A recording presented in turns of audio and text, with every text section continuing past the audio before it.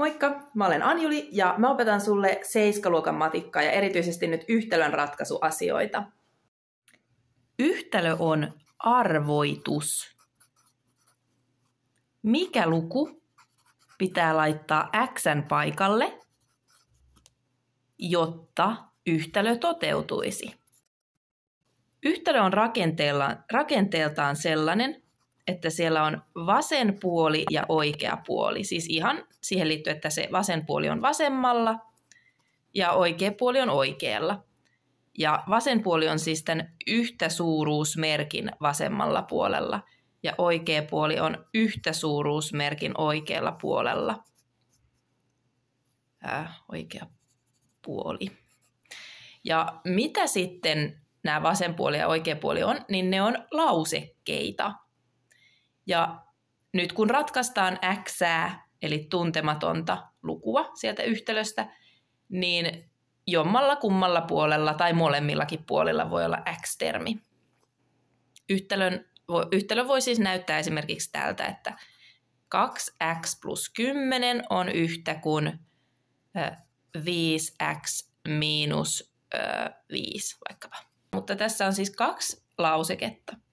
Me ollaan aikaisemmin opittu, että mikä on lauseke, ja että jos laitetaan x:n paikalle, sijoitetaan x:n paikalle joku luku, niin voidaan laskea lausekkeen arvo. Kokeillaan vaikka, että jos x on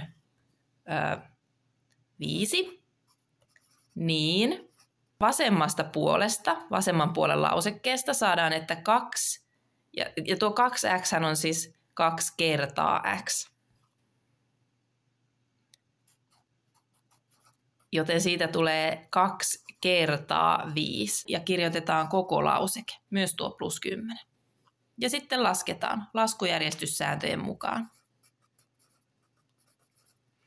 Vasemmasta puolesta tulee 20, jos x on 5. No entäs sitten oikeasta puolesta? Tuossa lukee siis VP niin kuin vasen puoli ja tässä lukee OP niin kuin oikea puoli. No, sieltä tulee 5x miinus 5 eli 5 kertaa 5 miinus 5. Eli 25 miinus 5 eli 20. No nyt kävi niin, että meidän ekalla arvauksella saatiin yhtälö toteutumaan. Eli jos x:n paikalle laittaa luvun 5, niin vasemmasta puolesta tulee sama luku, 20, kuin oikeasta puolesta. Nyt tämä yhtälö, mitä tämä tarkoittaa? Tämä tarkoittaa sitä, että tämän lausekkeen 2x plus 10 arvo on yhtä suuri kuin lausekkeen 5x miinus 5 arvo. Ja jos x on 5, niin silloin tämä toteutuu. Niiden lausekkeiden arvot on yhtä suuret. X on 5 on siis yhtälön ratkaisu. Eli sen voi kirjoittaa tähän alapuolelle, että x on yhtä kuin 5. Jos sitten taas x olisi vaikkapa 4, niin toteutuisiko yhtälö silloin? No, vasemmasta puolesta saataisiin 2x plus 10, eli 2 kertaa 4 plus 10.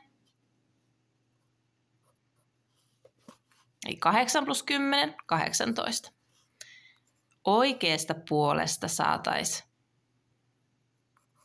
5x miinus 5, mikä on sitten 5 kertaa tuo 4 miinus 5, 20 miinus 5, eli 15.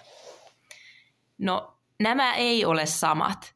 Jos x olisi 4, niin täältä lausekkeesta saataisiin siis tämmöinen väittämä, että 18, mikä oli siis tämän vasemman puolen arvo, silloin jos x on 4, että 18 olisi sama asia kuin 15, mikä oli tämän oikean puolen lausekkeen arvo, silloin jos x on 4.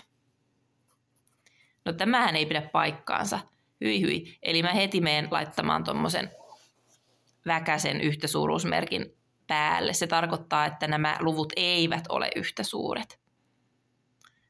ja yhtälö ei toteudu.